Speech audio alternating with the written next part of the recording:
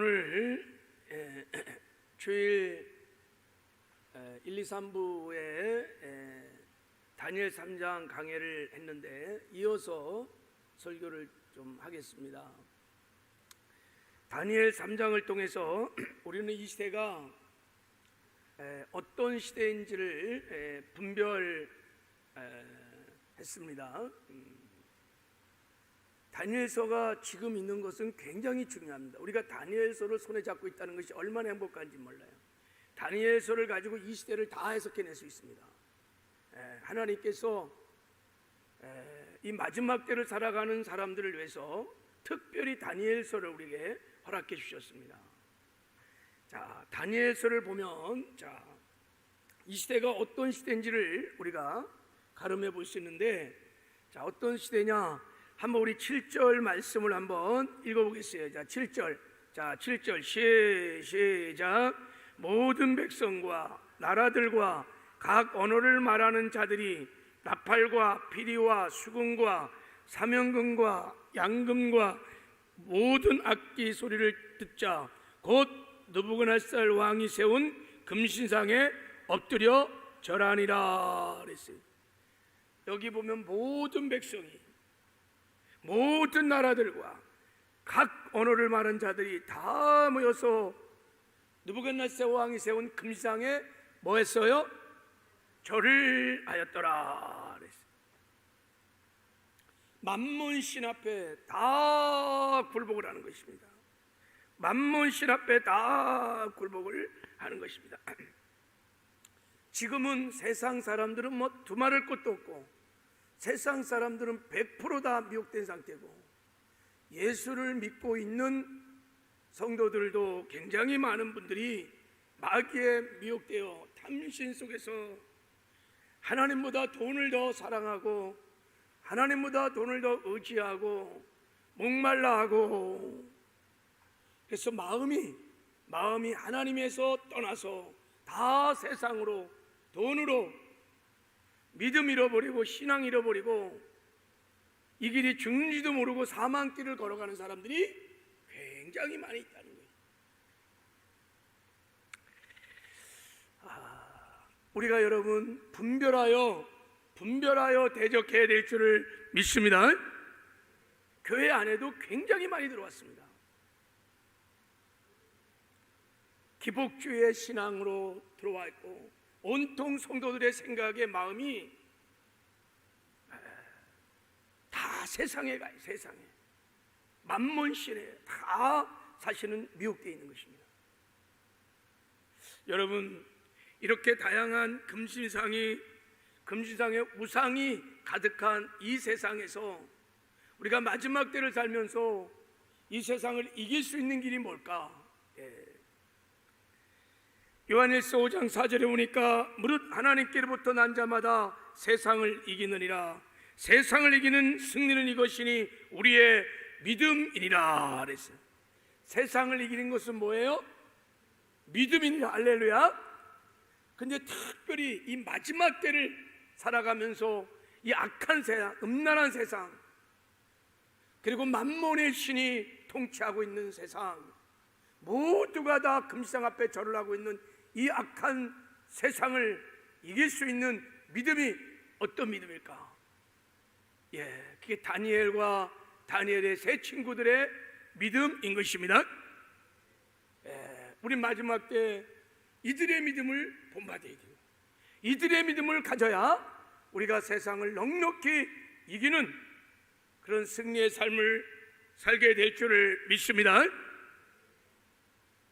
이게 우리가 다니엘서를 봐야 되는 이유인 것입니다. 자, 우리 첫 번째 다니엘의 친구들의 믿음이, 자, 우리 한번 PPT 보여줘 봐요. 절대 믿음을 가졌다 그랬어요. 절대 믿음. 하나님과 말씀에 대하여 절대 믿음을 갖고 있었어요. 하나님은 상천하지의 유일하신 참 하나님, 오직 only one, 유일하신 참 하나님, 나머지는 다 가짜요. 그 하나님에 대한 절대적인 믿음을 갖고 있어요. 절대적인 믿음. 그러니까 하나님만이 상천하지의 유일하신 참 하나님이기 때문에 그 어떤 하나님, 그 어떤 신도 다 가짜인 거예요. 그래서 그런 신들을 섬기지 않아요. 그리고 하나님의 말씀에 대해서 절대 진리라는 확신을 갖고 있는 것입니다. 이 절대 믿음이 절대 진리를 부정하는 이 마지막 때 이 세상을 이기는 믿음인 줄 믿습니다. 마지막 때는 여러분 다니엘서를 보면 다 절대 진리가 절대 가치 다 무너지고 해체됩니다. 다 상대적인 거예요. 여러분 그 다니엘 세 친구가 살았던 그 바벨론 당시가 종교 다원주의 시대입니다. 다 신론주의랍니다. 다 신관 자체가 다 신론입니다. 다. 그러니까 이 신도 믿어줬고 저 신도 믿어줬고 내가 필요하면 모든 신들을 선택하는 시대가 바벨론 시대입니다. 오늘 본문의 12절에 보면요, 거기 뭐라고 그러냐. 자, 12절에 보면 왕의 신들을 섬기지 아니하며 왕이 세우신 금신상에 절하지 아니하니라 그랬어요. 그 당시 느부갓네살 왕도 여러 신들을 믿고 있었다는 거예요. 왕의 신들이라고 하죠. 그런 다원주의가 판을 치고 있는 그 한복판에서 다니엘의 세 친구가 절대 믿음을 가진 것은 얼마나 귀한지 몰라요. 그런 믿음을 가졌기 때문에 바벨론이 다신론으로 가득 찬 거기서 이길 수 있었던 줄 믿습니다. 그래서 이긴 거예요, 여러분. 마지막 때는 이 절대 믿음을 가져야 합니다. 마지막 때는 여러분 알곡과 쭉정이가 다 분별될 때예요.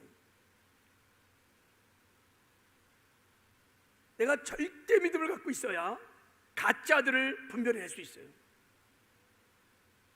절대 믿음을 갖고 있어야, 절대 가치를 갖고 있어야 여러분 가짜 상대화된 진리들을 분별하여 대적할 수 있어요. 여러분 이 위조 지폐를 분별하는 사람들이요, 위조 지폐를 막 연구해 갖고 위조 지폐를 분별하는 게 아니라 진짜를 연구하는 거예요. 아주 진짜를 연구해서 진짜의 특징을 정확하게 알고 있으면 위조 지폐를 분별하는 것은 그냥 시간 문제인 거예요. 마지막 때는 여러분 가짜들이 판을 칠 거예요. 바벨론 제국처럼 내가 진짜를 알게 되면 분별하여 대적하게 될 줄을 믿습니다. 그래서 마지막 때 라오디아 교회를 향해서 하나님 말씀하신 거예요. 너희 차지도 않고 덥지도 않고 미지근하면 어떻게 한다고요? 토해낸다. 토해낸다. 마지막 때 차지도 않고 덥지도 않고 미지근하면 하나님께서 토해낸다는 거예요. 야, 코로나가 왔어요. 한 1년 지금 8개월. 이 코로나 환란이 하나 왔는데도 지금 어떻습니까, 여러분? 우리의 믿음, 우리의 신앙 안녕하십니까? 견고해요? 절대 믿음의 반석에 세워진 신앙은 흔들리지 않아요. 그러나 이것도 믿고 저것도 믿는 상대적 믿음의 모래에 세워진 신앙들은 다 무너지는 거예요. 알곡과 쭉정이가 확실하게 분별되는 거예요. 저는 그런 생각이 있어요. 야, 감사해. 코로나가 감사해. 우리의 신앙과 믿음을 한번 점검해 보는 거예요. 무너질 거라면 어차피 빨리 무너져야 돼요. 내 신앙이 모래 위에 서졌다면 지금 무너져야 돼요. 만약에 주님 앞에 서는 날 엄청난 비극이 있을 겁니다. 그 믿음 가지고 천국 갈 수 없어요. 그래서 하나님께서 코로나로 환란을 통해서 우리의 믿음을 점검하시고 정금같이 빚어가시는 줄 믿습니다. 지금은 알곡과 쭉정이가 앞으로 더 그럴 것입니다. 확실하게 분별될 것입니다. 다니엘과 같은 절대 믿음을 가진 자들은 이기게 될 것입니다. 그렇지 않은 사람들은 다 무너질 것입니다. 여러분, 절대 믿음을 가지면요 신앙생활은 다니엘 세 친구처럼 단순해요. 다니엘아 절하라. 그럴 때 왕이시여 대답할 가치가 없습니다. 대답할 재고가 입을 뻥끗할 필요가 없다는 거예요. 우리는 절대 저러지 않습니다. 너무 단순하죠. 너무 선명하죠. 여러분, 우리가 절대 믿음을 갖고 있으면 신앙생활은 사실 단순한 겁니다. 고민 별로 없어요. 주일 성수 해야 되냐 말아야 되냐 당연히 하는 거예요. 고민할 필요 없어요. 11조 해야 돼 말아야 돼? 여러분, 절대 믿음을 갖고 있으면 전혀 고민 안 합니다. 기도하는 거 해야 돼 말아야 돼? 여러분, 고민 안 합니다. 내 믿음이 가짜기 때문에, 짝퉁이기 때문에, 섞였기 때문에 다 고민하는 거예요. 헌신을 해야 되는지 말아야 되는지, 내가 주님의 부르심에 따라가야 되는지 말아야 되는지, 주의를 지켜야 되는지 말아야 되는지 다 섞여서 짬뽕해서 그런 거예요.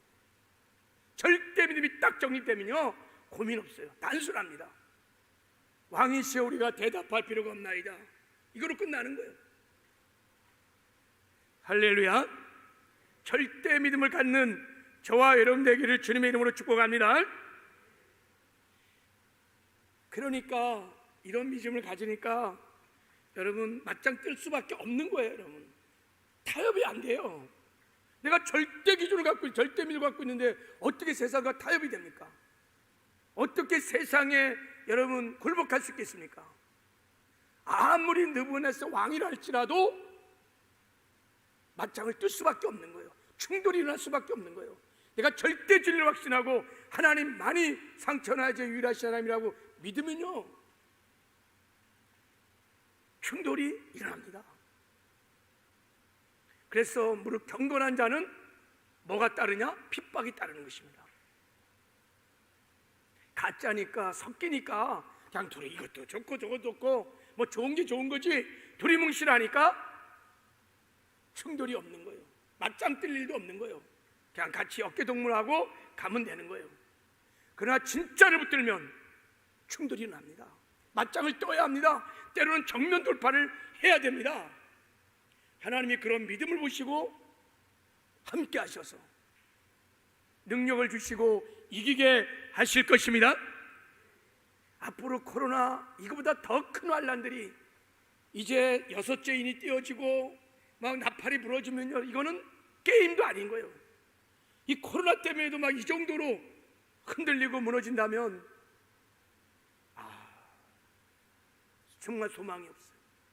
여러분, 내 신앙 믿음을 잘 정견하시고 우리도 다니엘의 세 친구처럼 절대 믿음을 가지시기를 주님의 이름으로 축복합니다. 그리고 자, 우리 두 번째 다니엘의 세 친구의 믿음을 봤어요. 자, 한번 보세요. 온전한 믿음을 그들은 갖고 있었어요. 하나님의 능력을 인정하는 능동적인 믿음을 갖고 있었지만 동시에 하나님의 절대 주권을 인정하는 수동적인 믿음을 갖고 있었습니다. 너무너무 중요한 것입니다. 하나님께서 우리의 풀무불에서 나를 능히 건질 것 믿어요. 하나님 그렇게 살아계시고 전능하신 분이십니다. 그분의 능력에 대해서 조금도 의심이 없어요. 하나님 우리를 도와주신 분이십니다. 그러나 만약에 하나님의 뜻을 위하여, 지금은 잘 이해가 되지 않지만 하나님의 뜻을 위하여, 하나님의 영광을 위하여 그리하지 않을지라도, 내가 죽는다 할지라도, 내가 풀무불에 들어가 죽는다 할지라도 나는 기꺼이 풀무불에 들어간다 할지라도 기꺼이 절을 하지 않겠습니다. 살고 죽는 것 하나님의 손안에 있음을 믿기 때문인 것입니다. 하나님은요 절대 주권자이십니다. 하나님의 뜻을 이루하여 우리를 살리기도 하고 죽이기도 할 수 있습니다. 하나님의 뜻을 이루하여 여러분 바벨론 멸망시키고 메데파사 멸망시키고 헬라의 제국을 무너뜨릴 수 있고 로마의 제국을 무너뜨릴 수 있고 살리기도 하고 죽이기도 하고 낮추기도 하고 높이시는 그분은 주권자이십니다. 그것을 믿는 거예요. 그것을 믿는 것입니다. 이게 온전한 믿음인 줄 믿습니다. 이게 세상을 돌파해 나가는, 세상이 감당치 못하는 믿음인 것이에요. 여러분 성경을 보십시오. 히브리서에 보면 믿음의 선진들이 나옵니다. 그 모든 믿음의 선지 다 이 온전한 믿음으로 승리한 사람들입니다. 그들은 하나님에 대한 절대적인 능력을 믿는 능동적인 믿음이 있으며, 동시에 하나님이 그러하지 아니할지라도, 내가 죽을지라도, 내가 고난을 당할지라도, 대가를 지불할지라도, 손해를 볼지라도, 그럼에도 불구하고 저는 절하지 않아요. 이런 믿음을 다 갖고 있었어요. 우리 한번 말씀 한번 볼까요? 자, 히브리서 11장 말씀 보세요. 자, 여러분 저 맨 마지막 38절에 이런 사람은, 자 거기 한번 읽어보겠어요. 시작. 이런 사람은 세상이 감당하지 못하니라. 자, 세상이 감당하지 못하는 사람들, 세상에 감당하지 못한 믿음이 뭔지를 설명하고 있어요. 저 위에 33절부터 34절은 능동적인 믿음을 갖고 있었던 사람들입니다. 그들은 믿음으로, 이렇게 시작해요. 그들은 믿음으로 나라를 이겼어요. 의를 행했어요. 약속을 받았어요. 사자 입에서 건짐을 받았어요. 불의 세력을 이겼어요. 칼날을 이겼어요. 전쟁에서 이겼어요. 예, 하나님이 하신 것입니다. 전능하신 하나님께서 그렇게 구해주시고 도와주시고 막아주시고 승리를 줬어요. 그러나 35절 이하를 보기 시작하면 어떤 사람은 심한 고문을 받되 구차히 풀려나기를 원치 않았고, 어떤 이들은 조롱과 채찍질을 당했고, 결박과 옥에가 치는 시련도 받았고, 돌로 쳐서 죽임을 당했고, 톱으로 켜서 죽임을 당했고, 시험과 칼로 죽임을 당했고, 양과 염소의 가죽을 입고 유린하며 궁핍과 환난과 학대를 받았어요. 그리하지 아니할지라도 하나님, 나는 절대 절하지 않을 것입니다. 그래서 당한 것이었어요. 환난과 궁핍과 오개가침과 결박을, 조롱과 멸시를 받은 것입니다. 하나님의 절대 주권을 믿었기 때문에 그들은 그 믿음으로 그렇게 할 수 있었던 것입니다. 이런 믿음을 세상이 감당하지 못하는 거예요. 이 믿음이 세상이 감당하지 못하는 것입니다. 제가 사도행전 7장을 새벽에 설교하다가, 야, 스데반 집사가 바로 하나님의 절대 주권을 믿는 이 온전한 믿음을 갖고 계셨구나, 그런 생각이 있습니다. 한번 설교를 했었죠. 여러분, 스데반 집사가 기독교 교회에서의 최초의 순교자입니다. 스데반 집사가 왜 여러분 돌에 맞아 죽었는지 아세요? 왜 돌에 맞아 죽었냐면요, 설교하다 죽은 거예요. 다른 게 아니라 하나님의 말씀, 복음 전하다가 돌에 맞아 죽은 거예요. 스데반 집사가 설교를 했는데요, 한 사람도 구원받는 사람이 없었어요. 오히려 그 설교해갖고 돌에 맞아 죽었어요. 근데 여러분, 그 당시에 베드로가요, 한 번 설교하면 막 3,000명, 5,000명씩 돌아오는 역사가 있었어요. 아니, 스데반 집사도 막 성령 충만하여 설교했는데 한 명도 안 돌아오고 오히려 돌에 맞아 죽었어요. 좀 이상하지 않아요? 하나님이 불공평하지 않아요? 왜 베드로는 그렇게 막 3,000, 5,000명씩 그 악의 세력부터 다 보호해 주시는데, 왜 스데반 집사는 설교할 때 하나님 왜 못 막아주세요? 그 악의 세력을 왜 안 막아주세요? 그러나 하나님은 그날 스데반 집사를 악한 세력부터 건져주지 않고 돌에 맞아 순교하도록 하신 것입니다. 그것이 절대 주권자인 하나님의 뜻이었습니다. 잘 이해가 안 되죠. 잘 이해가 안 돼요. 그러나 그것은 하나님의 뜻이었습니다. 스데반의 집사의 순교를 통해서 놀라운 역사가 나중에 일어나기 시작합니다. 그 스데반의 집사의 순교의 현장에 있었던 사울이 변해서 바울이 되어서 그를 통해서 엄청난 구원의 역사가 일어났습니다. 그리고 스데반 집사를 기점으로 사도행전 11장을 읽어보면 엄청난 복이 납니다. 예루살렘 성전이, 예루살렘 교회가 핍박을 받기 시작하고 다 흩어지기 시작해서, 그때부터 흩어진 사람들이 스데반 집사처럼 목숨을 걸고 복음을 전하기 시작했어요. 그래서 여러분, 엄청난 부흥이 일어난 것입니다. 할렐루야. 스데반 집사를 순교로 기점으로 하나님이 그를 순교의 제물로 삼아서 예루살렘의 큰 제2 부흥을 일으킨 것입니다. 궁금한 게 하나 있어요. 왜 그러면 그 많은 사람 중에 스데반 집사일까요? 왜 그 당시에 얼마나 사도도 많았고 믿는 사람이 얼마나 많았어요? 왜 하필이면 스데반 집사를 하나님께서 순교의 제물로 삼으셨을까? 왜 그랬을까? 그것은 스데반 집사가 그릇이 되었기 때문입니다. 온전한 믿음을 갖고 있었기 때문입니다. 다니엘의 세 친구가 할 수 있었던 능동적인 믿음과 수동적인 믿음을 갖고 있었습니다. 하나님의 순교를 담아낼 만한 그 어마어마한 영광을 담아낼 만한 믿음의 끝이 스데반은 갖고 있었던 것을 하나님은 알고 계셨습니다. 여러분, 스데반 집사가 하나님이 나를 모든 악에서 지켜주시고 내 설교를 통해서 3천 5천 명이 주께로 돌아오는 놀라운 구원의 역사를 이룰 수 있는 분이라고 철석같이 믿고 있었습니다. 능동적인 믿음이 있었습니다. 그러나 그리하지 아니할지라도 하나님의 뜻을 위하여, 하나님의 영광을 위하여 내가 설교하다가 죽을 수도 있다는 것을 그는 받아들이고 있었습니다. 죽고 사는 것 하나님의 손 안에 있어요. 하나님께 영광을 돌리기 위하여 내가 죽는 것이 하나님의 뜻이라면 기꺼이 아멘. 수동적인 믿음을 스데반 집사가 갖고 있었어요. 어떻게 아느냐?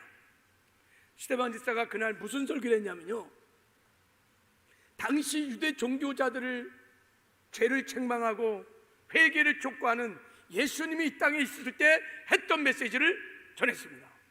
그 메시지 전하면요, 그들이 누구냐면 예수님을 십자가에 못 박은 사람들이에요. 성전 모독죄로, 율법 모독죄로 그냥 직결 심판이에요. 율법에 준해서 돌로 쳐 죽이는 거예요. 스데반 집사는 잘 알고 있었습니다.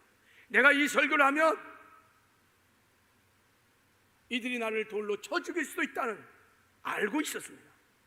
그럼에도 불구하고 스데반 집사는 성령 충만하여 의의 설교를 한 거예요. 여러분, 하나님은 이 온전한 믿음으로 돌파해 나가는 스데반 집사에게 그 악한 무리들을 위험으로부터 막아주진 않았어요. 그리고 그 무리로부터 건져주지도 않았어요. 그러나 하나님께서 그날 그 순교 현장에 하나님이 함께 하셨습니다. 하늘문이 열리며 하나님이 보좌 우편에서 스데반을 바라보는 영광의 주님을 보았던 것입니다. 하나님이 함께 하심으로 하나님이 힘주셔서 스데반 집사가 하나님의 은혜 가운데 천사처럼 순교하는 직전에 하나님 저들의 죄를 용서해달라고 예수님처럼 죽는 순교의 영광을 얻게 된 줄 믿습니다. 이런 믿음을 세상이 감당하지 못하는 거예요. 그리하지 아니할지라도 하나님의 주권을 인정하는 이 믿음을 세상이 감당하지 못하는 거예요. 마지막 때는 우리가 이 믿음을 가져야 될 줄을 믿습니다. 그래야 이 믿음을 가지고 우리가 세상을 이길 수 있는 줄 믿습니다. 여러분, 신앙생활을 이 온전한 믿음, 히브리서 11장에서 말하는 세상이 감당치 못하는 온전한 믿음을 가지고 신앙생활을 하셔야 될 줄 믿습니다. 하나님의 능력도 믿지만 하나님의 주권을 진짜 믿어야 돼요. 하나님 살아계십니다. 그분의 손 안에 우리의 생사복이 다 있습니다. 살아계셔서 인생을, 역사를 경영하십니다. 하나님의 기쁘신 뜻을 가지고, 분명한 목적을 가지고 우리의 인생과 역사를 경영하십니다. 그분의 주권을 믿으면 우리도 다니엘의 세 친구처럼 여러분 세상에 타협하지 않고 또 세상에 굴복하지 않고 믿음으로 돌파하며 나가게 될 줄을 믿습니다. 여러분, 기도 생활도 한번 예를 들어서 이 온전한 믿음을 갖게 되면 기도가 바뀌어요. 우리 기도의 가장 치명적인 것이 뭐냐면, 내가 기도를 정하면 이미 내 안에서 기도 응답을 다 결정이 되었어요. 내가 이런 접시를 구한다 그러면 하나님께 기도합니다. 끝까지 기도합니다. 접시 줄 때까지. 안 주면 금식하고 안 주면 작정 기도합니다. 금식을 줘야 돼요. 여러분, 기도 응답은 예스도 있고 노도 있고 웨이팅, 기다리는 것도 있어요.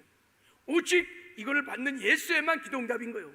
노를 하거나 기다리라 그러면은 섭섭해, 시험 들었어, 기도해도 소용이 없네. 여러분, 우리가 기도할 때 하나님의 주권을 인정하셔야 합니다.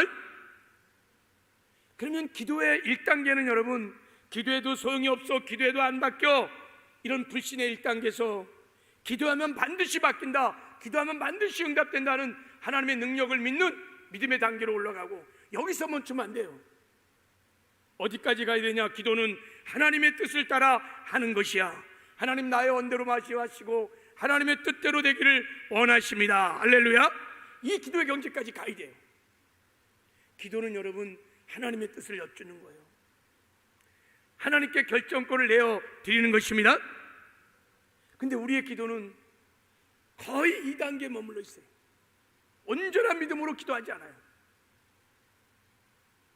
그래서 여러분, 기도를 통해서 하나님께서 이루고자 했던 하나님의 뜻을 이루어간다든지 하나님의 영광을 나타내는 그런 기도의 즐거움, 그 기도의 단계에는 놀라운 능력들을 우린 잘 경험하지 못해요. 오직 이거 줘야 돼, 전능하신 믿습니다, 이거 줄 줄 믿습니다. 여러분, 기도뿐만 아니라 모든 신앙생활을 우리가 이 온전한 믿음으로 해야 하나님을 영화롭게 할 수 있고, 정말 하나님 우리와 함께 하시는 놀라운 축복을 주 안에서 누리며 살게 될 줄을 믿습니다. 자, 저는 오늘 이 본문의 이야기의 핵심은,